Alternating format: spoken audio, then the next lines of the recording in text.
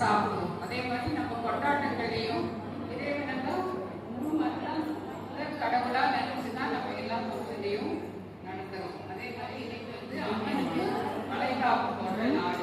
ஆடி மாசமே ஒரு கருத்து எல்லாருக்கும் இருக்கும். இந்த மாசம் இன்னைக்கு தேதி வந்து ரொம்ப விசேஷமான நாள். அம்மனுக்கு எல்லா பொருளையும் பழைய பிரசாதமாக்கி எல்லாரும் அணிந்து கொள்வார்கள்.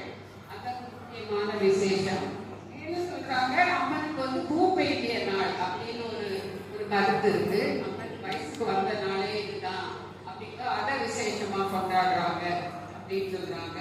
அதே மாதிரி திருவள்ளுவாவை எழுதின ஆண்டாளை பத்தி நிறைய பேர் கேள்விப்பட்டிருக்கீங்க.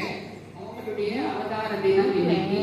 அப்படி நிறைய நல்ல நல்ல விஷயங்கள்லாம் நடக்க போற இந்த நாடுல நம்மளும் நம்ம ஹாஸ்பிட்டல்ல நிறைய பிரெக்னன்ட் லேடிஸ் வராங்க.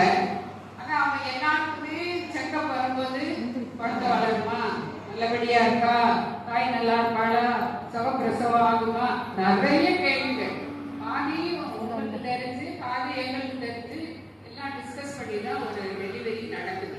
அந்த டெலிவரி நேரமே கொண்டு வந்து இது ஒரு ஜென்மம் எடுக்கிற மாதிரி அத்தனை வலியும் வேதனைகளும் அவஸ்தைகளும் அவளுக்கும் சரி குடும்பத்துக்கும் சரி.